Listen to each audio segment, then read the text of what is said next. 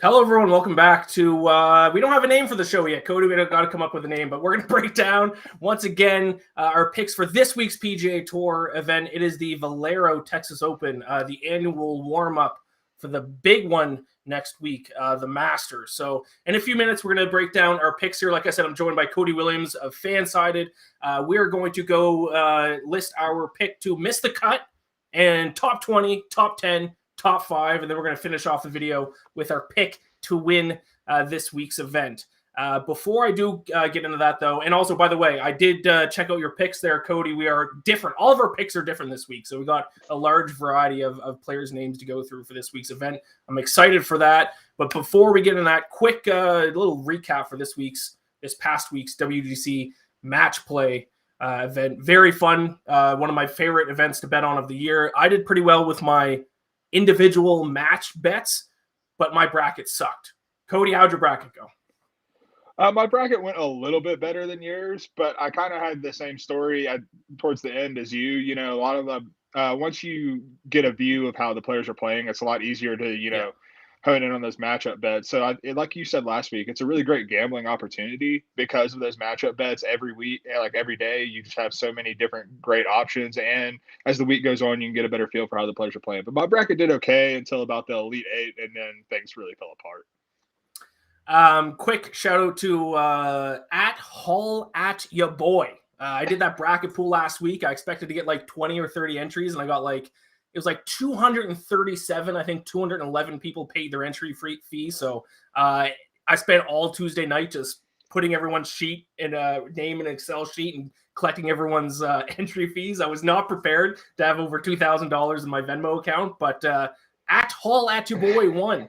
Had the exact correct final, Kisner against Scheffler, and he had Scheffler winning. It came down to him and someone else. I forget who the other person was. But it basically came down to if Scheffler won, he was going to win. If Kisner won the final, the other guy was going to win. So that was exciting. Thank you to everyone for joining that. I do have a quick question, though, for you. Actually, this came from Brian Jeffra, of course. Scotty Scheffler won the event. He is now all of a sudden the #1 ranked golfer in the world, which is kind of crazy because 2 months ago, he hadn't even had a PGA Tour win, and now he has 3, including a WGC win, #1 ranked golfer in the world. Cody, I know I'm getting a little bit ahead of myself because Masters is next week, and we're going to talk about that obviously next week, but is he, from a betting standpoint, in your opinion, overvalued now because of his success these past few weeks, the past month and a half or so, or do you think he's still worth betting on next week at the Masters?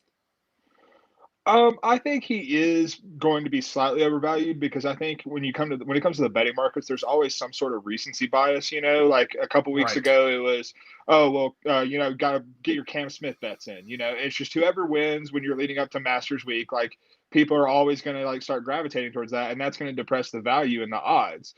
But at the same time, I don't think you can make an argument that there's a hotter golfer in the world right now than Scotty Scheffler. Because, like you said, the narrative coming into 2022 was, can he win? Like, does he have that winning gene or whatever you want to call it? And now he's got 3 victories, and no one's in multiple formats he's won now. And I think he also has a game that's set up for Augusta. Like, he plays with creativity. It's not just a stock robotic shot shape or anything like that. And I think there is still some value, but yes, just based off the fact that he won 2 weeks before we go to Augusta, I think he's going to be overvalued for sure. And just while you're talking, I did want to look it up because I think he has done all right at the Masters, and he's competed the Masters twice, 18th and 19th, so 2 top 20 finishes already at the Masters. But I kind of have the same feeling. I usually stay away from guys who are being a little bit overvalued because of that recency bias. I think I tweeted about it a couple weeks ago when Cam Smith won. It seems like every week, like no matter who wins, like Twitter's like, oh, I'm locking in my Masters bet on this guy now. And it's like, well, a little bit of recency bias, but he's definitely going to be a popular bet next week. I don't know who I'm betting on to win the Masters yet. Maybe I will sprinkle on him. I haven't even looked at the odds, to be honest. I should have that in front of me. But yeah, very excited for next week. I will say one other thing I want to mention about the match play. How about Kevin Kisner? Didn't win, obviously, runner-up.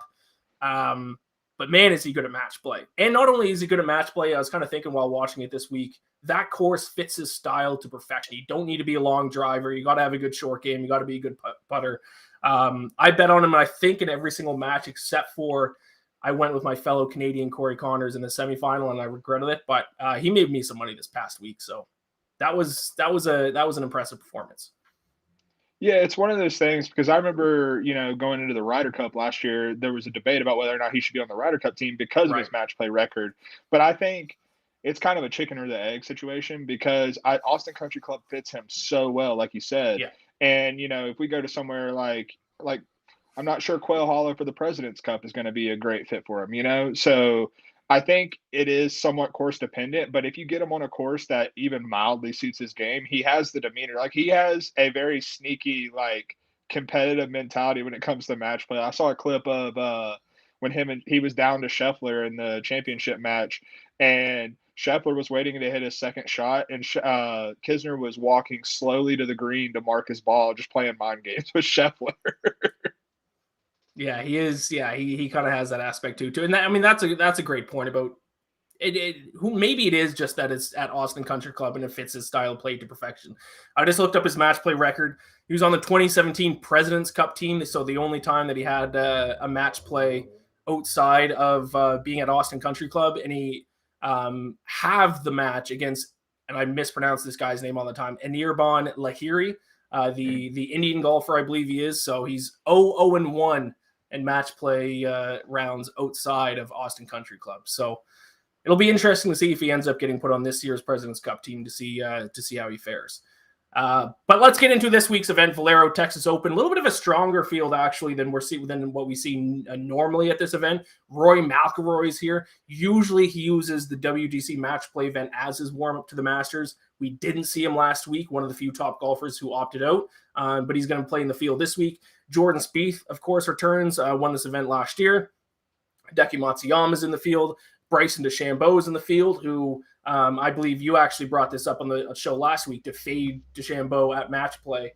And that was a good strategy. I know we were both on Dick Bland to beat him in the first round. They ended up tying, so it was a push bet for me, depending on if we bet two-way or three-way. But going to be interesting to see if he kind of gets back into form this week. Question for you, though, Cody. What are your thoughts? Because this is always the tricky part with handicapping this event, is some of the top guys, they may not necessarily even treat this like they don't care if they win. They don't care if they make the cut. They're solely using this as like a warm-up for Augusta National next week. What are your thoughts on that? Should we stay away from guys like Rory McIlroy or some of the other top names because they might not be as motivated as some other guys? Because don't forget, for the players who aren't in the Masters next week, this is their last chance to kind of get in. What are your thoughts on that? So I tend to not try to predict narratives and motivation when it comes into tournaments. Yeah. Like sometimes it's obvious and you can fade or play someone based on that, but especially like where we're just almost wish casting on what these players are thinking and whether or not it's a tune up for them going into Augusta. I mean, what better way to tune up to go into Augusta than to win a golf tournament? You know what I mean? Like right. You can look at it from that perspective as well. So I try to just handicap it like I would any other tournament and not let the Masters being next week affect me too much, because these guys obviously are trying to get their games right. And if your game's right, you're going to compete, and you're going to contend. So that's the way I kind of look at it. Great point. And I couldn't agree with you more, because I mean, yeah, motivation might, and this is something I say about motivation all the time, it might play a factor, but we can't measure it. We don't know. We're not talking to these guys. We aren't in these guys' camps. So it's impossible to tell. But with that being said, let's get into our picks, my friend. Like I said, we go missed cut, top 20, top 10, top 5, and then we'll end off the show with our pick to win the 2022 Valero Texas Open. So I'm going to start with you, starting with a missed cut. And I think we both kind of have maybe surprising names, a couple of big names that we think are going to miss the cut this week. So go ahead, get us started off. Yeah, so you were talking about Bryson, and I faded him last week, and I'm ready to fade him again. I have him missing the cut this week. First thing is I haven't seen the odds for miscut, but it's going to be good value. He's top 10 in odds to win outright, so that means there's going to be value on him to miss the cut. But on top of that, what I saw at the match play did not look like a golfer who's anywhere remotely right health-wise, or who's going to compete in any meaningful way at a tournament like this, especially like you said with the field being a little bit stronger. He lost 2.03 strokes off the tee last week, and then in funny enough, his approach game was even worse. So in his first match, he lost 3.91 strokes. And then the third match, he lost 0.65 strokes. And then on top, to make it all even worse, he lost over 4 strokes around the green over his last 2 matches. Like, his game's just in shambles. And then the other thing that really stands out to me is one of the things about TPC San Antonio for this event is accuracy isn't like a paramount importance. Like, you can be in the rough because the rough's not necessarily that penal. But if you're really wayward, you're going to be in rocks and all kinds of junk that's really going to actually cause you problems. And the way he drove the ball in Austin, he was off the planet multiple times. And so I just think that he's just going to have a bad time. Yeah, I have a lot of questions about Bryson DeChambeau's game right now, especially, I mean, he's coming off injuries. I mean, when his driver is on, obviously, almost nobody can beat him, but it's so rare that his driver's on, and when it's off, it's off. I remember getting ahead of myself again, but Masters next week. I remember, was it last year when he said he was going to like treat it as like a par 68, and then he missed the cut? It just looked terrible. So yeah, I agree with that. I'll be fading Bryson DeChambeau this week. I will also be fading him next week, unless he looks fantastic this week, which I don't think he will. I'll be fading him next week as well. But his odds right now to win are 25-1. He's 6th on the odds list at WinBet. As you mentioned, I haven't seen missed cut odds yet. That's kind of the one disadvantage of doing this show on Monday afternoon, is that the full list, list of odds aren't available. We kind of just have odds to win to go off of. But you're going to get good odds on that, and you're going to get even better odds on my pick to miss the cut. And this is a hot take. This is a bold one, so prepare yourself. My pick to miss the cut is the defending champion Jordan Spieth. If you watch him in match play, his swing does not look good. He went 1-2 in match play in a little bit of a weaker group. His swing seems all over the place. He missed the cut at the Players' Championship a few weeks ago. And his statistics show that everyone kind of thought Jordan Spieth was back at the end of last season, really at this point last season.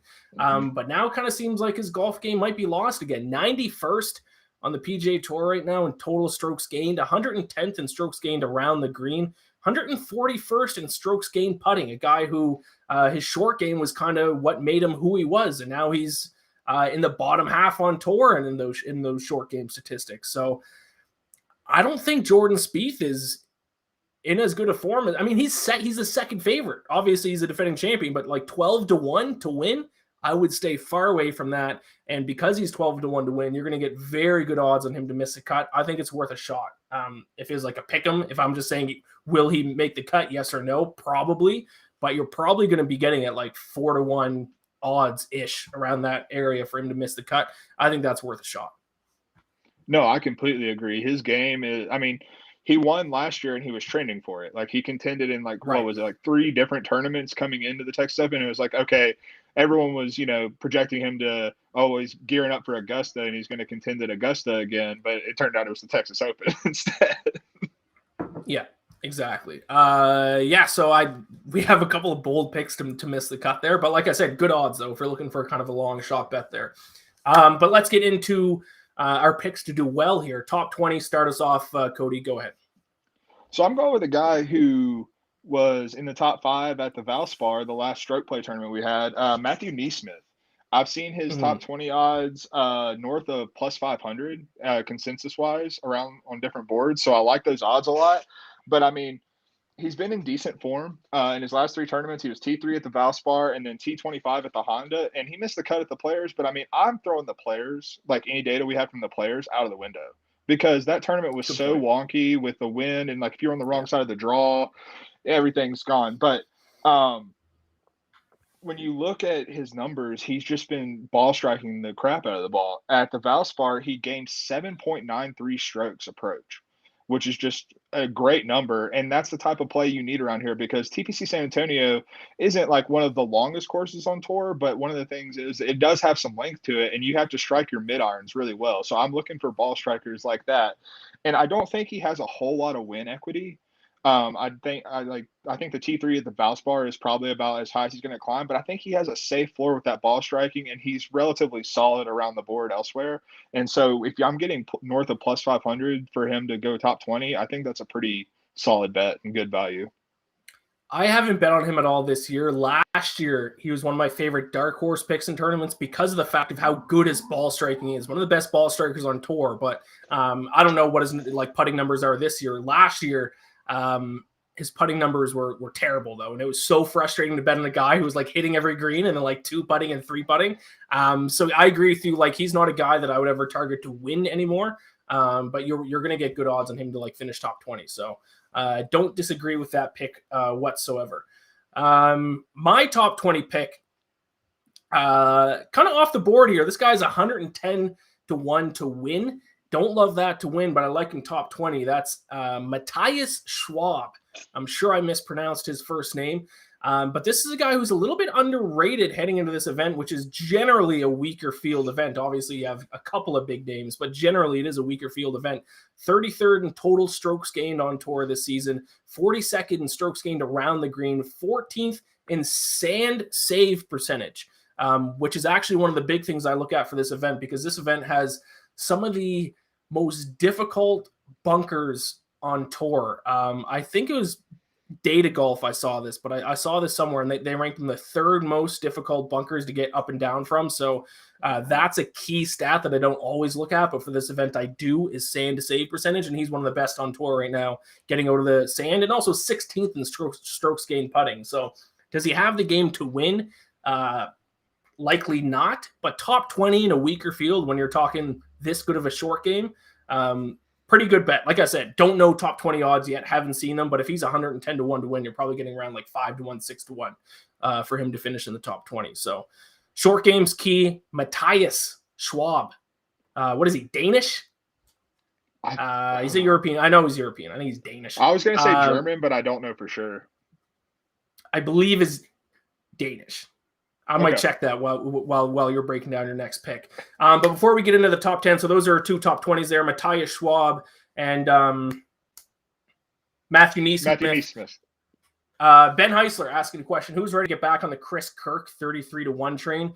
If we're throwing out the players, he had 2 top 7 finishes before that and finished sixth last year here. Chris Kirk is a name on golf betting Twitter that I'm seeing quite a bit. He's just kind of broken my heart a few times this year. There's kind of those golfers that if they just break my heart a couple times, like I'm hesitant to go back to betting on them. Do you have any thoughts on Chris Kirk whatsoever? 33 to 1. Oh, I love Chris Kirk at 33 to 1, and I might elaborate on that a little bit further here in just a minute. That's right. So we will get into another name that he brought up though, Kevin Streelman, 50 to 1, also intriguing, back-to-back top 10s here. And gained 9 strokes gained total at the Valspar. If you're looking for recent form guys, Kevin Streelman, 2 top 10s here. I'm going to be talking about some recent form guys here in a little bit as well. So don't hate that at 50 to 1. Like I said, I mean, I think this is kind of an event that you can kind of target these guys at around that kind of price, because outside of the top couple names like Rory and Jordan Spieth, it's kind of a wide open event for the most part. Any thoughts on Kevin Streelman, or is that another guy you have to talk about here in a couple minutes? I don't have to talk about him. I can speak a little bit more right now. He was a name though that kept popping up everything I was looking at statistically, especially like at this course. He's just traditionally played it well, and he's also, like you said, he's been in great recent form. Like, he's another guy who I think falls into kind of the Neesmith category in what we were talking about, where I'm not sure the win equity at 50 to 1, that's great value, but I'm not sure the win equity is necessarily there. But if you were looking for like a top 10, top 20 bet, I think he's a really good option for you. Yeah, I'm actually changing my strategy a little bit. Every week I've been doing like 3 outright picks, and it's not working out for me. So I think moving forward, I've decided I'm going to do 1 outright winner pick and then just do like top 10s and top 20s, because the amount of times I'm having guys like finish like 4th but not win is just killing my bankroll. So I'm going to kind of roll back a little bit on the outrights and stick to 1 a tournament. So Kevin Streelman, top 20 or top 10. It's a good look. His strokes gained approach numbers concern me a little bit, 145th in that. That could be a little bit tough, but I mean, course history is obviously a big thing, and so something I'm going to touch on here in a second as well. But moving on to top 10, Cody, give me your top 10 play. So here's where I get to talk about Chris Kirk. Top 10. Here we go. Love it. Yeah, so I have Chris Kirk for a top 10. I love a sprinkle in his outright too at 33 to 1. I think more so than a lot of guys in that range, he has actual win equity with the way he's been playing lately. He is fourth in this field over the last 50 rounds in strokes gained tee to green. And like I said, I'm really looking at ball striking because mid irons and off the and like at least moderate accuracy off the tee are going to be really crucial at this course. And so the fact that he's fourth in this field over the last 50 rounds when it comes to tee to green play, that's really important to me.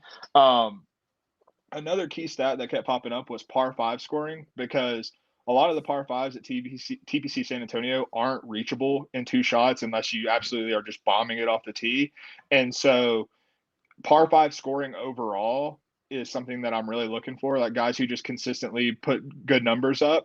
And he's slightly better than tour average in terms of par five scoring, but he's also not a bomber. So I know that that number is not from, him just easily getting it on the green and two and then two putting every time. I know he's actually playing really well tee to green to get there. And then on top of that, he has great course history here. Like Ben Heisler said, he was sixth here last year, but he was also eighth in 2018 and 13th in 2016. And then he also, before the Players, he was in the top 10 twice, and he hasn't played since the Players. So I think he's coming in great form, even if he, has taken a couple weeks off. I don't mind that. I like for guys to get rest. I don't want someone playing every week. So, and then it's also, we have Bermuda grass on the greens this week, and of the putting surfaces, that's his second best. He struggles a little bit when it comes to POA, but on Bermuda, he doesn't typically lose strokes. So I think it's just really shaping up for him to have a really good week and be in the top 10. I like that. I forget which tournament it was. It was either the Honda or the Arnold Palmer that I had him in outright, and he just choked in the final round. But also shout out to my cat, who, go on outside, please. She sleeps all day, and then as soon as I start recording something, she likes to meow all over the place and scratch at my door. Chris Kirk, top 10. I like that quite a bit. I would not bet on him to win because he's not a great history on Sundays. Yeah. I don't have the number in front of me, but I'd be curious how he ranks in top 10 or in round 4 scoring average, just based on how one of the times I've bet on him to win outright. Not the best closer, but maybe this week is the time to do it in a weaker field. My top 10 pick, Charlie Hoffman to finish in the top 10. He has not played well at all this season. He sucked this season. But I was talking about players who have a good course history. If you want to bet on a guy who has a good course history, Charlie Hoffman at the Valero Texas Open at TPC San Antonio is an almost auto bet. I'm just going to list off really quick how he's finished at this event dating back to his first round or his first tournament here back in 2010. He's finished 13th, 2nd, 13th, 3rd, 11th, 11th, 1st. He won it in 2016. 2 off years, 40th and 64th, but then the last 2 times at this tournament, he's finished in second place both times. So that's 5 times he's finished 3rd or better, 2 11ths, 2 13ths. Like, Charlie Hoffman dominates this event. So, like I said, he's not played well at all this year. Like, you look at his numbers, he's 189th in total strokes gained, 180th in approach, 170th in strokes gained off the tee.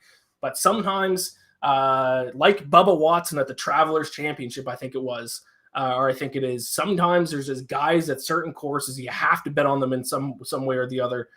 So Charlie Hoffman top 10 is what I'm going to do for him this week. No, I love that. I was early. I haven't placed any bets yet, but one thing I was looking at was Hoffman for a first round leader bet. Because of his form, like, I think I'm sure the odds are going to be good on it. And with his history at this course and his history of peaking too soon and going out early, I think that's going to be a really good bet. Got to do it next. Wow, I don't even know if he's beaten the Masters this week, but Charlie Hoffman leading the Masters on Thursdays, like a yearly tradition. Absolutely. Never in it on the weekend, but he shows up on Thursday. Okay, we're getting down to it now. Top 5. Go ahead, hit me with your top 5. Yeah, I'm going really out of the box here, and with a guy you may not have heard of from Northern Ireland named Rory McIlroy. Never heard of him. Yeah, he's kind of a newcomer on the tour, but no. I understand people's frustrations with Rory because he hasn't. I mean, he's too talented to not, like, he doesn't win enough compared to his talent, and that's simply what it comes down to. And that's why I like the top 5 bet, because it's on the odds board. He is just like substantially the favorite to win this tournament, and it's like not very close. It's kind of like the way John Rahm has been in a lot of tournaments over the past few months. And I don't like the value in that, but I do like the value in still getting plus odds for him to finish top 5, but you'd have a little less pressure for him to actually close out the tournament. His play has just been unbelievable. Here's his last 8 starts. He won the CJ Cup.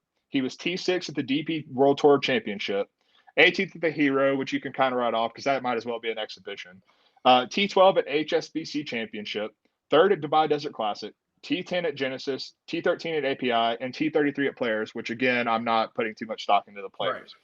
Right. And in this field, he's leading in strokes gained off the tee per round in the last 50 rounds, and he's second in tee to green over those last 50 rounds. My one concern with Rory and what I think could keep him out of like actually winning the tournament is, like I said, with the par 5s, even with his distance, he's going to have some short flippy wedges in there. And that's where he's kind of struggled a little bit. And one of the reasons that he hasn't contended as much as he should. But I think the rest of his game, tee to green and his ball striking, are good enough right now for him to, even if the field is a little bit stronger, it's still not like a top tier strength of field this week. And I think his talent is just going to shine through. And I think a top 5 bet, when you probably get him, about plus 250, I would guess. I think that's a really good bet. I like that pick quite a bit because I think you nailed it. I think if you're going to bet on Rory, that's kind of what you have to do. And if you listen to Rory's interviews, he's fascinating because he's so candid and he's so honest. And he said several times that like he just doesn't have the competitive edge that he used to have. He doesn't really care about winning that much, and it's kind of refreshing to hear someone say that. He said like his main concerns is his family and spending time with his.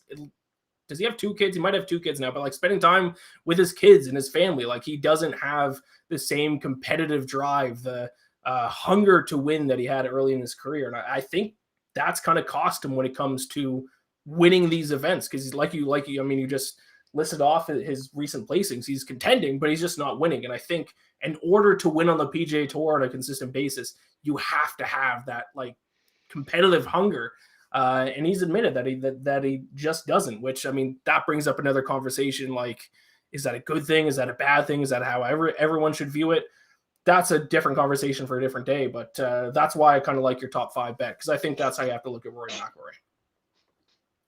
Yeah, absolutely. That's just kind of where he is in his career right now. Yeah, which is fine. I mean, he's still one of the greatest golfers of all time.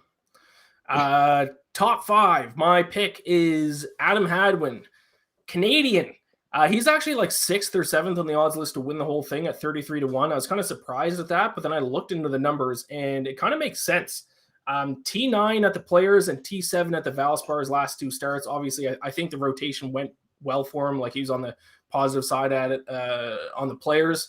But very good statistics so far this season. He's actually 23rd on the tour in total strokes gained.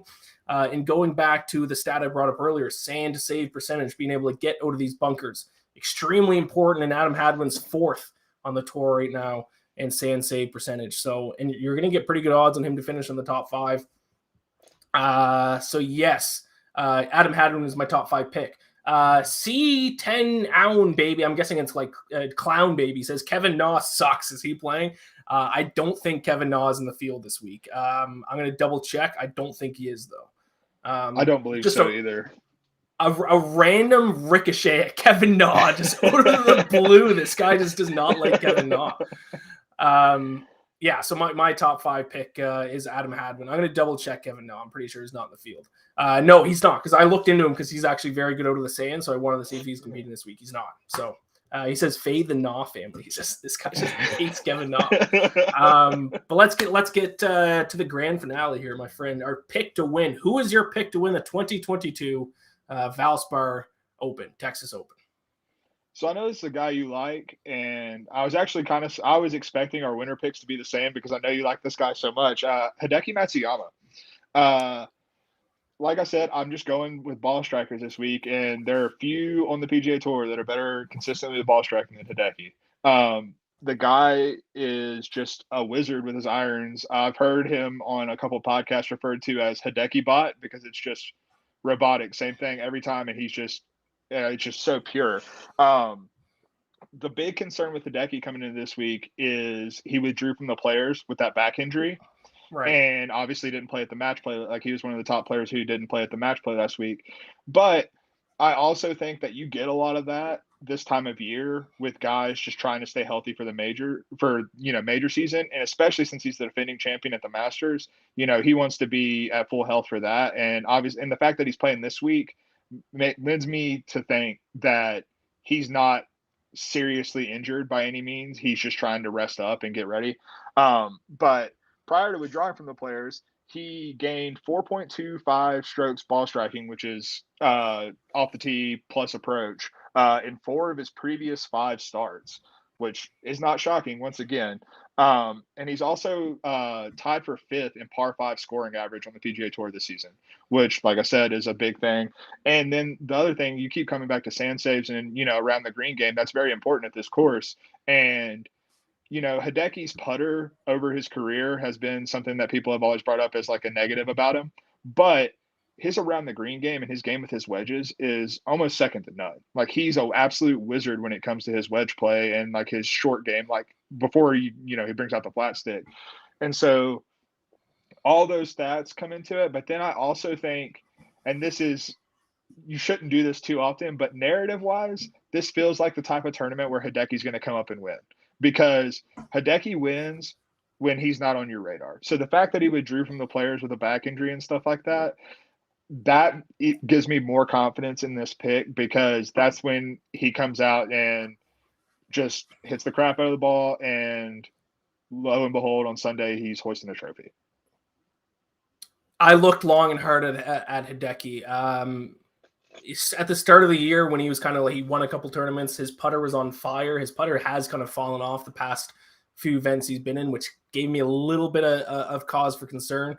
But yeah, I mean, I don't hate that pick at all. I think an underrated part of the game that's important this week is driving, and he's one also, not only is very good with his irons, but very good as a driver as well. But you mentioned his chipping. Everyone does kind of chirp his putting, and at times for good reason. But his short game in terms of chipping, that's what won him the Masters last year was really his chipping with So if he can kind of hone in on that again this week, he's going to be in contention. He's only played in this tournament once, which was kind of surprising. I looked that up while you were talking. 30th last year, so not the best performance, but that was his first time ever competing there, and he played pretty well. So I don't hate that pick. I looked at him, I stayed away.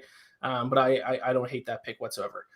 Nick Rakic in the chat says the annual Hoffman Invitational Tournament. Take him. Yes, he's my top 10 pick. He's just, like, ignore all his season stats. He's just so good at this tournament. You have to at least sprinkle on him in one way or another. Like I said, I'm not going to bet on him to win just because of what his season stats have been like, but I'll take top 10. Probably going to get decent odds on him as well.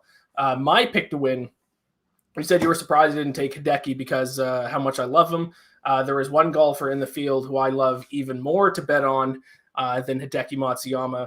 This is a guy whose only career win is at this tournament. Any guess who it is?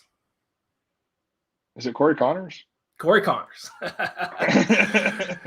Corey Connors 16-1 is my pick to win here. I think the only golfer I've bet on to win more often than Corey Connors is Xander Schauffele. Fellow Canadian. I'm going very Canadian heavy this tournament with Adam Hadwin top 5 and Corey Connors winner. But coming into the event, very good form. Obviously, he finished 3rd in the match play tournament last week, was very close to beating Kevin Kisner, and then he had that terrible 3-putt on the 17th hole, which screwed him. But he's coming into it in good form. Like I said, his only career win was here in 2019. His 2 other starts was a 14th and 26th. He has he leads the field this week in most strokes gained per round at TPC San Antonio at plus 2.19. And his short game is kind of coming around. He is kind of like a very similar guy to Hideki, which he's just one of the best ball strikers on tour. But his putting, and then unlike Hideki, his chipping has struggled at times, or not at times, throughout his entire career. It is a little bit better this year, 88th in strokes gained around the green, 103rd in putting. So still not great, but much better than the past couple of years where he'd be like near the bottom in both those stats. So that's kind of promising. Also 7th in strokes gained off the tee, 3rd in greens and regulations. So A lot of things to like about Corey Conners this week, and one of those is certainly his course history here. So I'm going Canadian heavy here. My fellow countrymen, top 5 and to win between Adam Hadwin and Corey Conners. Canada takes over Texas. Let's go. Yeah, that's where Canadians perform our best in heat and in hot weather. That's when us Canadians really come out and play.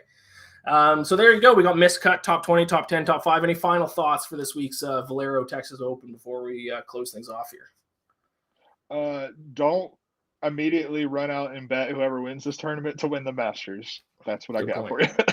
Good point. I like that. Has anyone ever won back-to-back Texas Open and then Masters? I don't think so off the top of my head. Actually, if I'm remembering correctly, because Spieth won it last year, people were talking about that a lot, and I don't think it's ever happened.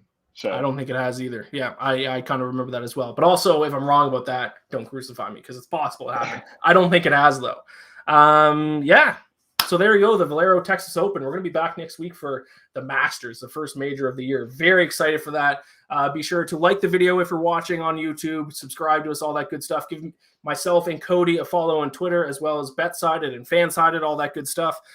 Good luck with everyone's bets this week. And like I said, we will talk to you next week for the Masters. I can't wait for the Masters theme music. It gives me chills every time. See you next week.